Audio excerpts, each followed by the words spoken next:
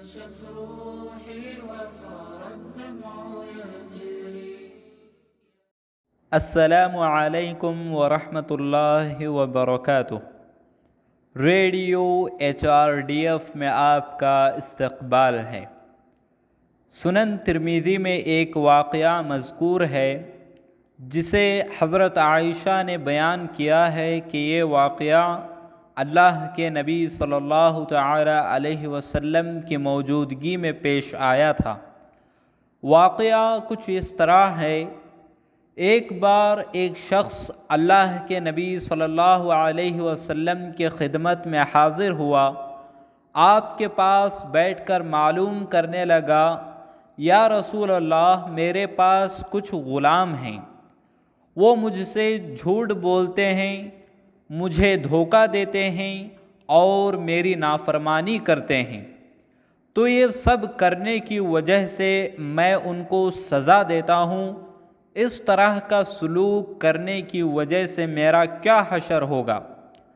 آپ صلی اللہ علیہ وسلم نے فرمایا، ابھی جو کچھ آپ نے ذکر کیا ہے، اگر اس پر آپ نے اتنی ہی سزا دی جتنی کہ وہ حقدار تھے، یعنی آپ نے حد پار نہ کی، تو آپ کا کوئی نفع و نقصان نہیں۔ ہاں، اگر ان کے گناہوں سے کم سزا دی جائے تو یہ آپ کے لیے بہتر ہے۔ اگر آپ کی سزا ان کے گناہوں سے زیادہ ہے تو وہ آپ سے بدلہ لیں گے۔ یہ سن کر وہ ایک طرف ہو گیا اور رونے لگا۔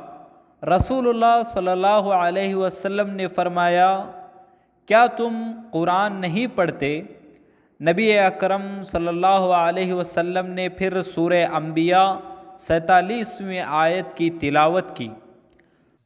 وَنَضَعُ الْمَوَازِينَ الْقِسْطَ لِيَوْمِ الْقِيَامَةِ فَلَا تُظْلَمُ نَفْسٌ شَيْئًا وَإِنْ كَانَ مِثْقَالَ حَبَّةٍ مِّنْ خَرْدَلٍ أَتَيْنَا بِهَا۔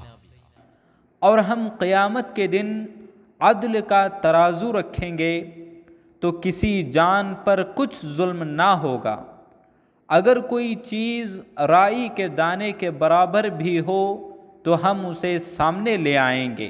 اس وقت انہوں نے فرمایا، یا رسول اللہ، میرے خیال میں ان کو آزاد کرنا میرے لیے اور ان کے لیے بہتر ہے، تو میں نے آپ کو گواہ بنا کر ان کو آزاد کر دیا۔ وہ شخص سمجھ گیا کہ اس زندگی میں دوسروں کے ساتھ کس طرح کا معاملہ کرنا چاہیے، اسی لیے اس نے یہ قربانی دی۔ جو شخص اپنی موت کے بعد کی زندگی کے بارے میں فکر مند ہے، وہ اس کے لیے کوئی بھی قربانی دینے کو تیار ہو سکتا ہے۔ اس صحابی نے اس ایک چیز کے لیے آسانی سے اپنی بڑی معیشت کو ٹھکرا دیا۔